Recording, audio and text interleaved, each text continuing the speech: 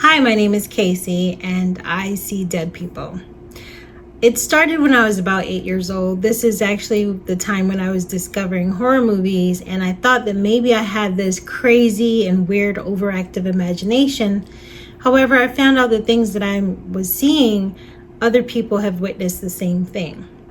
I was born in Jamaica, Port Antonio. I immigrated to the States with my parents in the 80s, and I was raised in West Philadelphia in a row home. This row home, I've come to know it as home for, many years. And during the time I was living there, I experienced a lot of things that I could not understand. And as a child trying to process all this stuff, it was crazy and scary. So when we were living in this house in Philly, we had technically, I guess you want to call it 3 stories. We had a basement, the regular lower level, and then we had an upstairs where the bedrooms were.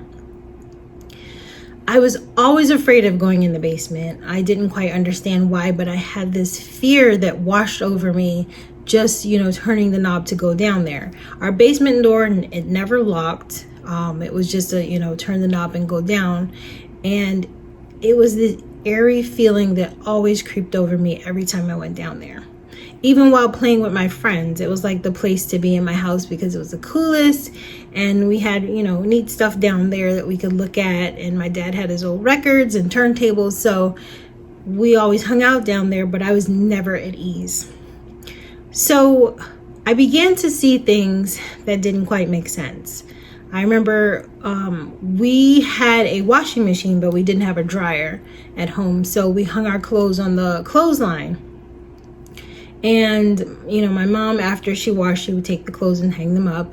And when I would go down there, and she would always somehow send me to go down there. She would like, Casey, go and get me a shirt or something off the clothesline. And I would have to, listen to my mom and go down there. And I would be so fearful of going downstairs. Even though it was lights down there, it was just creepy and eerie. So I remember going down there on many occasions where I would look at the clothesline, and the clothesline, it would make a shape or shadow of something on the wall, and it would cast a shadow on the wall. And sometimes these shadows can range from a woman being hung by her neck, somebody with arrows in them, a person being stabbed, and you can see the silhouette of the body, like the breasts and the head and the figure. And I was just like, okay, am I really seeing what I think I'm seeing? I thought my mind at the time was playing tricks on me. So as time went on, besides the shadows, I just felt that there was a presence down there, something dark and something inhuman. My baby sister was a screamer. She was just one of those kids that would throw a fit or a tantrum. And I remember one specific night, my parents, they needed to get up really early in the morning for work. They had a bunch of things to do. So they put her in the hallway temporarily. And I remember going to bed that night. Everything seemed totally normal. So I went to bed, and my sister was crying as usual, and I'm trying to get some sleep. And then she was screaming her head off at one point. My mom came out to check, and of course, she was throwing a tantrum. So my mom went back in. My sister began to cry again. And then all of a sudden, she stopped. And then she was giggling. And she was just having, a joyful time out there. So I had to go and find out what was happening. So I went to the hallway. I looked in her crib, and I looked down at her. And she was looking up at something and pointing. And I was like, sis, like, what are you seeing? And she, of course, she was little and she couldn't tell me, so she just kept looking and pointing. And I felt something there, but I couldn't quite, describe what it was. And as a kid, I didn't really have the wherewithal or the understanding that something's wrong here. So my dad, one night, he had a nightmare, or it was maybe a night terror. I'm not sure, but he jumps out of his bed and he sees a man in the door frame standing, a tall man with a brimmed hat. And he's like, where's my machete? You know, Jamaican old school men, they tend to have machetes like under their bed. They just keep it as a weapon for protection. So he was looking all over the place like, where's my machete? Where's my machete? So, you know, he woke me and my sister up. We're up, like, you know, I ran into the room. I'm like, what's going on? My sister was a baby at the time, but he said that he saw this tall man with a brimmed hat. And, you know, thinking it's just a dream, and, you know, it's just a, you know, it's your parents, so you don't really think anything of it until I saw the man with the brim hat myself. I was about, I want to say about 10 or 11, and I was going up the stairs, and as I'm going up the stairs, I see at the top of the stairs the tall man in the brim hat. I remember being terribly scared, but I didn't feel like he was an evil entity. It just felt wrong, like not human. I don't know how else to describe it. He was about 6 foot or more, and a lot of the spirits, for some reason, 6 foot and above is generally the heights that I've been seeing. I haven't really seen any short spirits, but go figure. But he was really tall, and he had this brim hat, and you couldn't see his face. But he didn't seem like he was an evil spirit. So, you know, I've seen him many other times in the house. He would be like around my sister or walking. In our row home, like the back of the row home, there was an alleyway. I've seen him walk back there before as well. So he became just the entity that was in the house. And I remember seeing an old Asian woman on the stairs, and she was very angry. So I've never really researched it, which I need to go back and try to do. But I know at the time, you know, as a kid, you just shrug it off. But I'm really curious to see who lived in the house before us. But seeing those two specific spirits and knowing that besides them, there was another presence there that was not quite right. It was evil. The other hauntings were, we would put things down and know exactly where we left them, and they would disappear. And then later on, we would find them someplace obscure. I remember I got my first VTech cordless phone, and I was so excited. And I put it down, and then I found the receiver of it in the freezer. Or I'd find nail polish in the fridge, or, you know, it would be something random. It would be placed in a spot that we didn't put them. So these things continued to happen while I was living at the house on Thompson Street in Philly, and it was just really unnerving and unsettling. And as a kid, enjoying, you know, scary movies and stuff like that, and then having your real life horror movie play out in your house, it was really tough for me to adjust and have like a sense of normalcy. But it became, sadly, my new normal. So I remember telling my grandmother that I saw spirits. I actually took a trip to Jamaica, and we had a long talk about it. And at that time, she told me that she saw spirits too, and she told me that I was special, and I was born with something called a veil.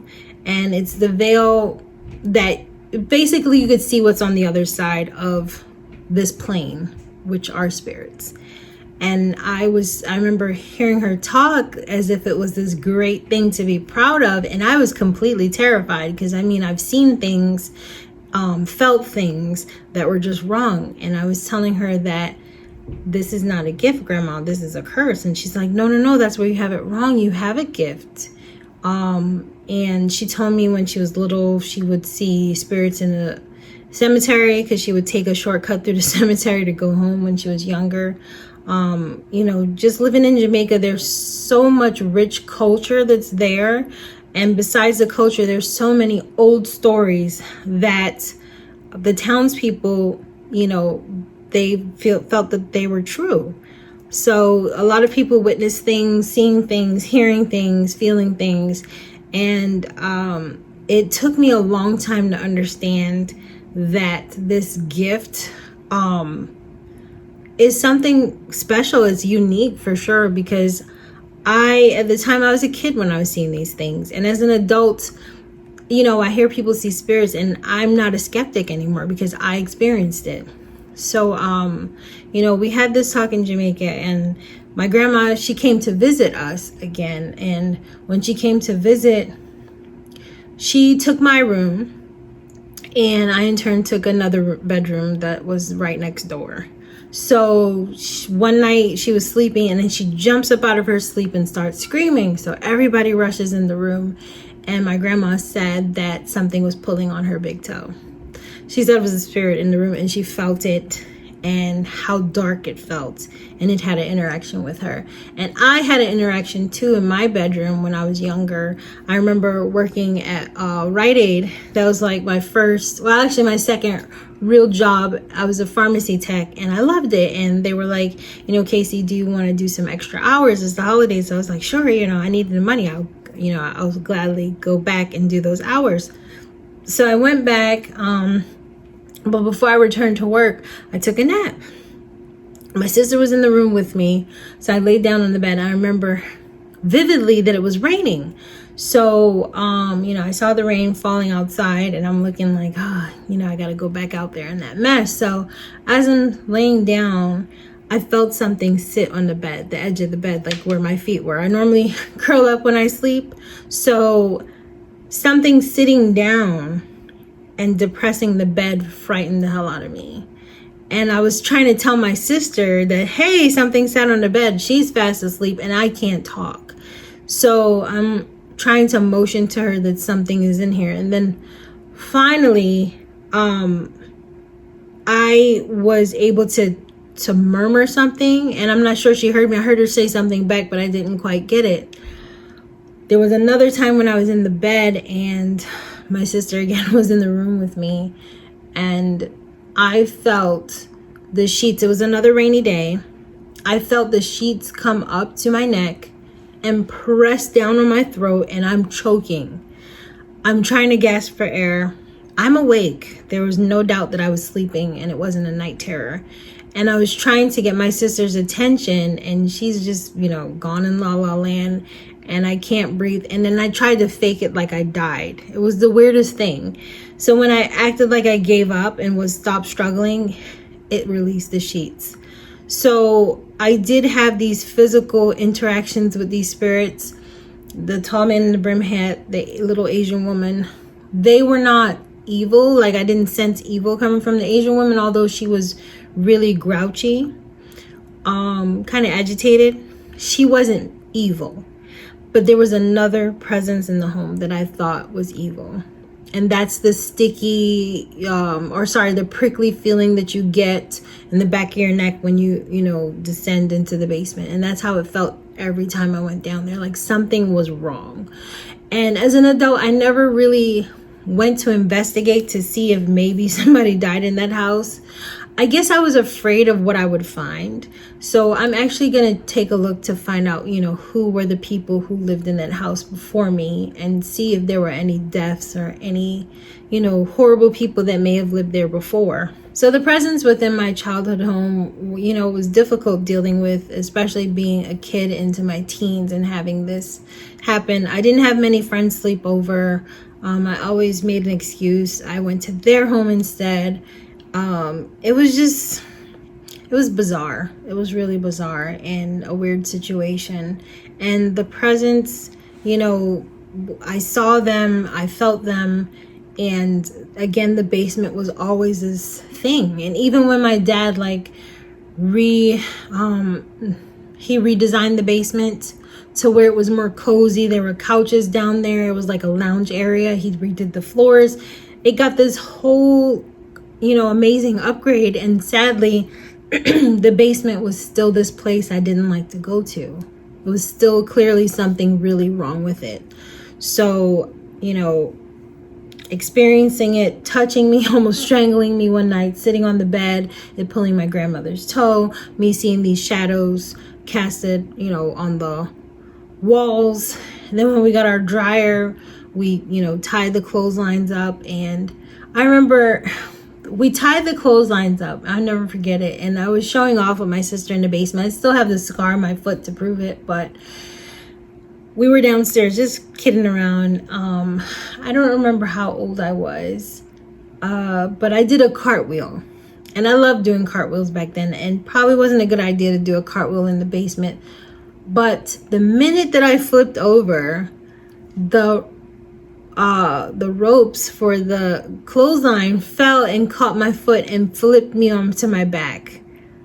And I remember like having like rope burn from me doing this cartwheel, and I just thought the timing of that was just weird. Not sure if that was a spirit or it just happened to time before I landed on my foot, where I got tied up with this rope and then landed on my back. So, but it was just scary living in that home. And then after we left Philly and moved to Florida, I would have these horrible, intense nightmares. You could probably even ask my husband. He knows of them. I've jumped out of my sleep many times dreaming of the house in Philly, having these nightmares where I'm trying to run out of there. I don't know if you guys ever seen A Nightmare on Elm Street, but the first one where Nancy's like running and the stairs turn to marshmallows, I had that happen to me in my dream. Or running and it's like you're not making any progress. So, or something's chasing me and holding me at that place from, being able to get out. So those were some of the experiences that I had. The shadows, things being misplaced, things being moved, put in the most, odd places. Yeah, it's just, people think that people who see ghosts, either they're weird or they're skeptical and they won't believe that they actually see spirits. But there are things out there. And I do feel like with spirits, they are energy. We are energy. And if you really think about it, energy can never be destroyed. So there's energy out there that occupy the same plane that we're on. And I think these things are either confused or they're lost. I'm not going to guide them anywhere. I've never once asked the spirit, what do you want from me? I'm scared to even do that. So even though people are encouraging me, saying that I should, I wouldn't do that. I'd be too scared because I don't know if they're actually a spirit or probably a demon or something. I don't want to bring anything like that around me. But I think that those, they're energy and they're operating on this plane with us and they're not quite sure what's going on or they don't understand. And they're continuing to maybe live their life and thinking that it's their home when it's not. And you're the intruder. So, yeah, it's just crazy. But let me know in the comments if you've maybe seen ghosts yourself, or of anybody who sees ghosts. I'm curious to know what your take on this is, and what was your favorite part of this video. Let me know in the comments.